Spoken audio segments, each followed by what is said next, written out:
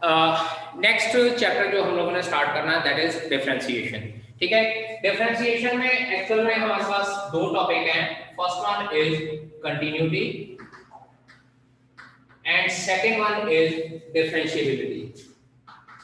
Differentiability, ठीक है जी।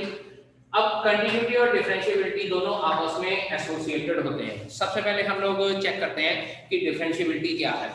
Differentiability में सबसे पहले हमारे पास टॉपिक आ जाएगा कंटिन्यूटी। कंटिन्यूटी क्या कहती है? कंटिन्यूटी कहती है कि लिमिट x अप्रोचेस 0 या limit x approaches a fx is equals to f of a, fx is equals to f of a। ठीक है जी। Now continuity हमारे पास क्या होता है? Limit x approaches a fx is equals to f of a means to say कि आपके पास limit exist करनी चाहिए किसी फंक्शन की किसी पॉइंट के ऊपर, और उस लिमिट की वैल्यू फंक्शन की वैल्यू एट दैट पॉइंट के इक्वल होनी चाहिए। Indirectly we can say that limit x approaches a negative fx should be equals to limit x approaches a positive fx is equals to f of a। Means to say एक तो limit exist करनी चाहिए, मतलब left hand limit should be equals to right hand limit, और उसके बाद इसकी value हमारे पास f ऑफ a के बराबर होनी चाहिए। Only then we can say that a function is continuous. अब यहाँ पे कंटिन्यूटी हमारे पास डिफरेंट टाइप से डिफाइन की जा सकती है। एक तो होती है हमारे पास continuity at a point, continuity at a point. उसके बाद सेकंड केस होता है हमारे पास continuity in an interval, and after that continuity in domain of function। Given function में जो कंटिन्यूटी की डोमेन होती है, फंक्शन की जो डोमेन होती है उस पे अगर फंक्शन कंटिन्यूअस है तो हम लोग कह सकते हैं कि फंक्शन इज कंटिन्यूअस। अब किसी एक पॉइंट के ऊपर कंटिन्यूटी चेक करनी है, मतलब क्या है कि उसकी limit, left limit find out कीजिए, राइट लिमिट फाइंड आउट कीजिए, दोनों की वैल्यू इक्वल है, और उसके बाद f ऑफ a की वैल्यू फाइंड आउट कीजिए, तो हम लोग ये कह सकते हैं कि function is continuous at a point. अब उसके बाद अगर कंटिन्यूटी इन एन इंटरवल आती है तो इस तरह से हमारे पास होता है कि लेट अस सपोज fx एक फंक्शन है इन या तो क्लोज्ड इंटरवल a b होता है या ओपन इंटरवल a b होता है। क्लोज्ड इंटरवल a b का मतलब होता है कि कंटिन्यूटी एक तो इसके एक्सट्रीम पॉइंट में फंक्शन कंटिन्यूअस होना चाहिए और उसके बीच में भी डिफरेंट वैल्यूज पे कंटिन्यूअस होना चाहिए। सिमिलरली अगर ओपन इंटरवल आती है तो इन दोनों पॉइंट्स के बीच में कंटिन्यूअस होना चाहिए। यहाँ पे ओपन इंटरवल का मीनिंग होता है कि हमारे पास a और b इंक्लूडेड नहीं है, क्लोज्ड इंटरवल का मीनिंग है हमारे पास a और b आल्सो इंक्लूडेड है। और अगर डोमेन की बात की जाए तो डोमेन में हमारे पास इस तरह से नहीं कहा होता कि check the continuity of a function at given point या check the continuity of a given function in a given interval. वहां पे सिर्फ ये कहा होता है कि check the continuity of the function. तो उस केस में हम लोग क्या है कि फंक्शन की डोमेन के अकॉर्डिंगली कोई रियल नंबर कंसीडर कर लेते हैं, उस रियल नंबर के लेफ्ट हैंड साइड पे कंटिन्यूअस, उस रियल नंबर के राइट हैंड साइड पे कंटिन्यूअस, और उसी नंबर के ऊपर कंटिन्यूटी चेक कर लेते हैं। अगर ये फंक्शन कंटिन्यूअस आता है then we can say that the given function is continuous in the domain of the given function. Geometrical interpretation की बात करें तो कंटिन्यूटी में ज्योमेट्रिकल इंटरप्रिटेशन क्या होती है कि अगर हम लोग किसी फंक्शन का ग्राफ ड्रा करते हैं और उस ग्राफ को ड्रॉ करने के लिए हम लोगों को अपनी पेंसिल जो है प्लेन सरफेस के ऊपर से नहीं उठानी पड़ती, then that function is continuous function. अगर किसी फंक्शन का ग्राफ ड्रॉ करने के लिए हम लोगों को पेंसिल उठानी पड़ जाए, लेट अस सपोज कि एक ये फंक्शन है, उसके बाद अब यहां से मैंने पेंसिल उठाकर एक नीचे की तरफ ड्रॉ किया, ये हमारे पास जो ग्राफ है this is the graph of the signum function. ठीक है, अब सिग्नम फंक्शन का जब हम लोग ग्राफ ड्रॉ करते हैं तो उसके अकॉर्डिंगली एक स्ट्रेट लाइन यहाँ होती है, उसके बाद फिर दूसरी स्ट्रेट लाइन यहाँ से होती है, and this number is not included. It means we have to pick our pencil from the plane surface, so this function is not continuous. अगर लेमैन को किसी को बताना कि कंटिन्यूटी किस तरह से चेक की जाती है तो भी सिंपल सी बात है कि ग्राफ ड्रॉ करना शुरू करो।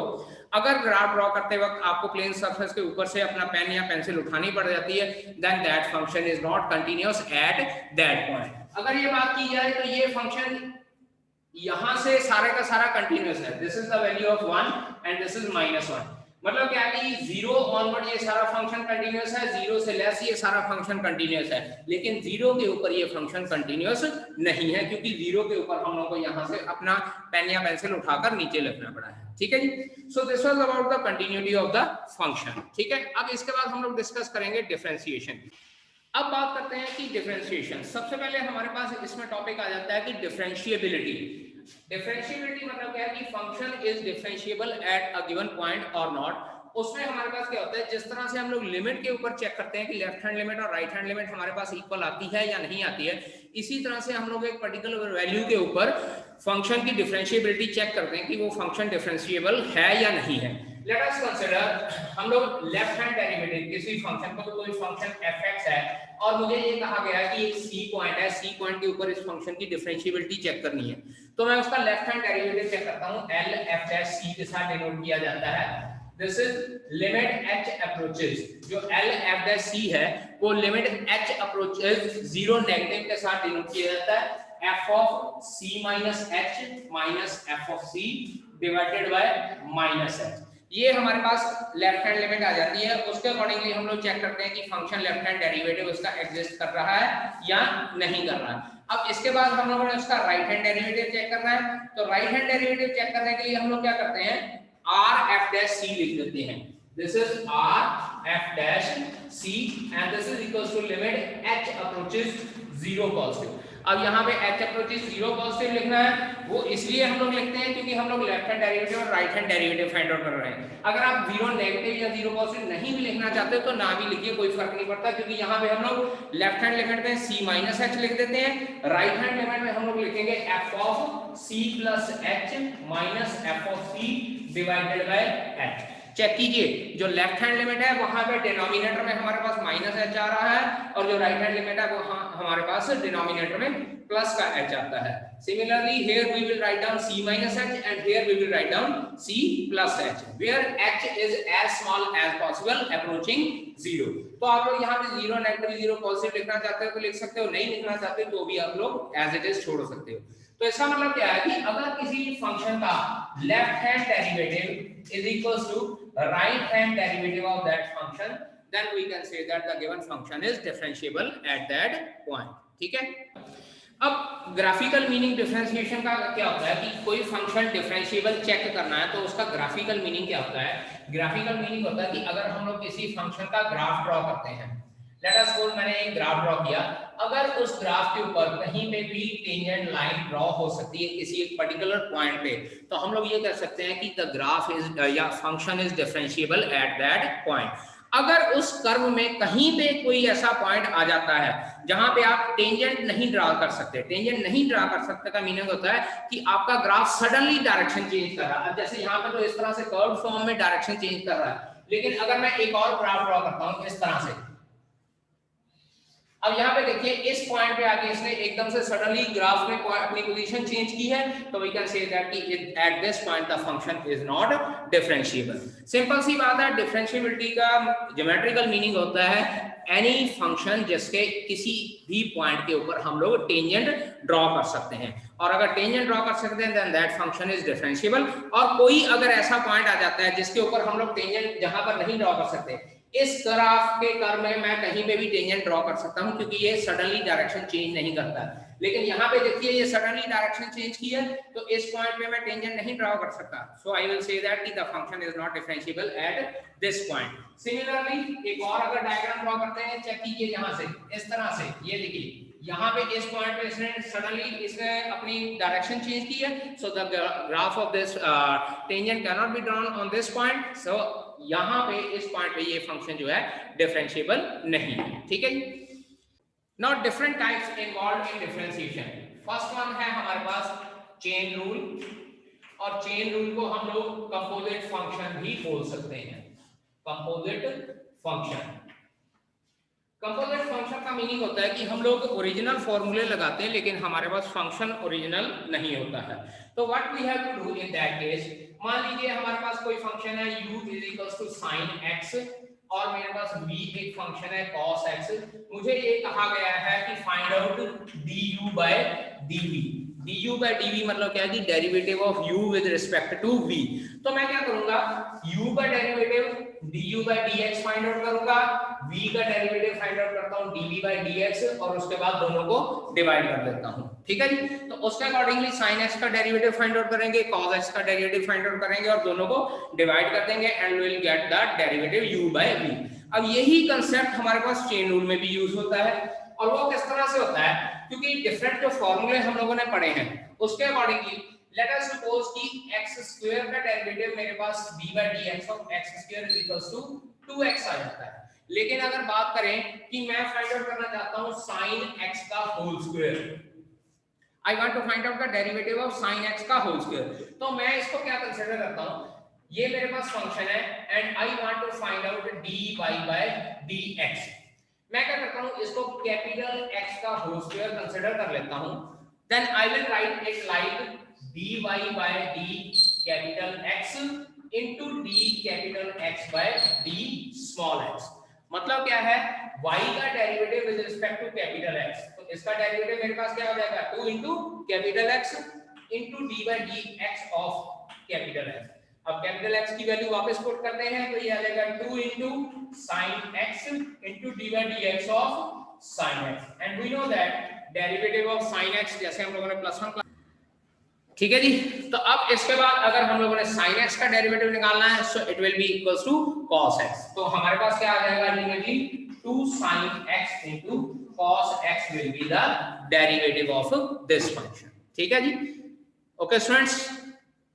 तो मींस टू से कि चेन रूल में क्या करना होता है कि जो भी गिवन फंक्शन होता है उसको कैपिटल X कंसीडर कर लेते हैं, पहले कैपिटल X का derivative with respect to capital X find out कर लेंगे और उसके बाद फिर कंपोजिट फंक्शन का जैसे डेरिवेटिव लगाते हैं with respect to small x, इस तरह से हम लोग फर्दर फाइंड आउट कर सकते हैं। ठीक है जी, so this was all about the chain rule. अब इसके बाद सेकंड टॉपिक हमारे पास इसमें आ जाता है differentiation of implicit function. Second हमारे पास आ जाता है implicit function and parametric function। Parametric function, अब जो ये पैरामीट्रिक फंक्शन होता है बेटा जी, ये एक तरह से वही कंपोजिट फंक्शन के अंडर ही काम करता है। पैरामीट्रिक फंक्शन में हमारे पास ज्यादातर जो फंक्शन होते हैं ना वो u equals to sin theta, v equals to cos theta and u equals to sin t, v equals to at square, इस तरह की फॉर्म में हम लोगों को डेरिवेटिव दिए होते हैं। मतलब क्या है कि हमारे पास एंगल या टाइम के विद रिस्पेक्ट टू दिए होते हैं और उसके accordingly we have to find out the derivative again using composite differentiation. बात करते हैं इम्प्लिसिट फंक्शन। इम्प्लिसिट फंक्शन वो होते हैं बेटा जी जिसमें इन विच टर्म्स कंटेनिंग या terms of variable can not be separated, variable can't be separated, तो उनको हम लोग क्या बोलते हैं, इम्प्लिसिट फंक्शंस बोलते हैं। इसमें वेरिएबल हमारे पास सेपरेट नहीं हो सकते हैं, वैसे कई बार सेपरेट हो भी जाते हैं तो भी हम लोग इसमें क्या करते हैं कि दोनों के दोनों वेरिएबल, ज्यादातर वेरिएबल हमारे पास x और y की फॉर्म में आते हैं, कई बार वेरिएबल z की फॉर्म में भी आता है, तो हम लोग क्या करते हैं उन सभी में वेरिएबल में इनको सॉल्व करना शुरू करते हैं, differentiation with respect to x ही फाइंड आउट करते हैं, फॉर्मूले वही लगेंगे। लेकिन क्या है कि यहाँ पे हमारे पास x और y वाली टर्म्स ज्यादातर केसेस में सेपरेट नहीं हो पाती हैं। जैसे लेट अस सपोज मैं कहता हूं कि find out derivative of x² + y² = sin of xy। अब यहाँ पे चेक कीजिए, यहाँ पे x और y सेपरेट है लेकिन यहाँ पे sin of xy की फॉर्म में है और ये xy जो है सेपरेट नहीं किया जा सकता। यहाँ पे अगर मैं डिफरेंशिएशन करूंगा, यहाँ डेरिवेटिव हो जाएगा 2x, यहाँ डेरिवेटिव हो जाएगा 2y but dy by dx, क्योंकि चेन रूल लगाएंगे with respect to x derivative करते हैं। sin xy का हमारे पास हो जाएगा cos of xy, लेकिन फिर से चेन रूल के accordingly x derivative of y plus y into derivative of x, इस तरह से हम लोग डिफरेंशिएशन करते हैं और उसके बाद dy by dx वाली टर्म सेपरेट करते हैं और उसके अकॉर्डिंगली फिर हम लोग dy by dx की वैल्यू फाइंड आउट कर सकते हैं। सो this was all about the implicit function and the parametric function. Next इसमें हमारे पास आ जाता है logarithmic differentiation, third part logarithmic differentiation. अब लॉगरिथमिक डिफरेंशिएशन कहां पे अप्लाई होती है बेटा जी, दो केस कंसीडर करने हैं। एक तो आपके पास स्टेटमेंट बहुत ही ज्यादा कॉम्प्लिकेटेड हो, फर्स्ट केस। दूसरा केस अगर वेरिएबल की पावर वेरिएबल हो, लेट अस सपोज मेरे पास फंक्शन है y x⁵ 5, इसके डेरिवेटिव का फार्मूला हमारे पास है, या y 5x, इसके भी डेरिवेटिव का फार्मूला हमारे पास है a⁴ लेकिन अगर मेरे पास है y x log x या x⁴ या x⁴ sin x, means to से मेरे पास यहाँ पे सारे के सारे वेरिएबल की पावर वेरिएबल हैं। या मैं कंसीडर कर लेता हूं y equals to under root of x minus 1 whole square plus into 2x plus 3 whole cube divided by sin x whole square. इस तरह से मेरे पास कॉम्प्लिकेटेड सी स्टेटमेंट आ जाए, then what we have to do in this case, हम लोगों को क्या करना पड़ेगा, डिफरेंशिएशन करने के लिए दोनों साइड पे log लेना पड़ेगा और उसमें हम लोगों को डिफरेंट प्रॉपर्टीज लगानी पड़ेगी। एक प्रॉपर्टी होती है हमारे पास log mn, क्या होता है हमारे पास log m plus log n, then second property होती है log m over n which is equals to log of m minus log n, and third property होती है log m raised to power n and that will be equals to n log n। तो ये properties लगा के हम लोग क्या है डिफरेंशिएशन के क्वेश्चन सॉल्व कर सकते हैं।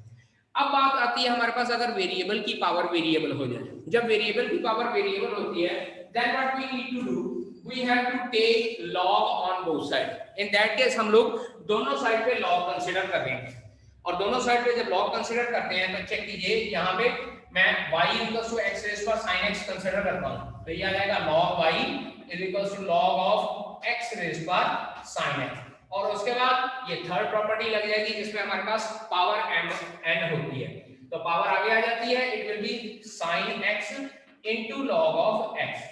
अब ये हमारे पास दो फंक्शंस की मल्टीप्लिकेशन हो जाती है और उसके बाद हम लोग डिफरेंशिएट कर सकते हैं।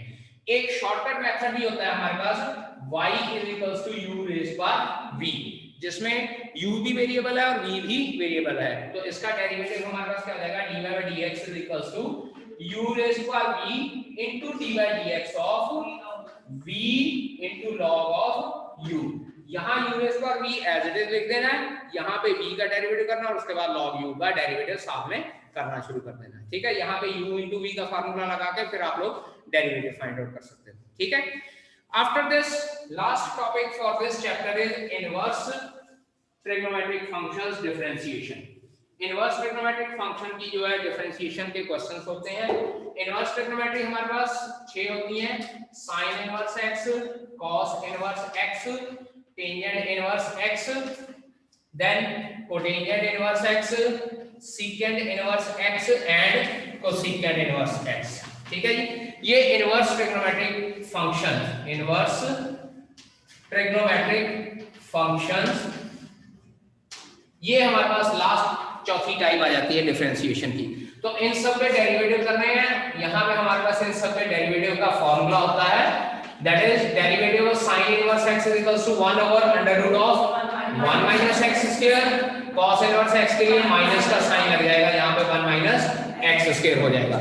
After that derivative of tangent inverse x 1 over 1 plus x square, then derivative of cotangent inverse x is equals to minus 1 over 1 plus x square.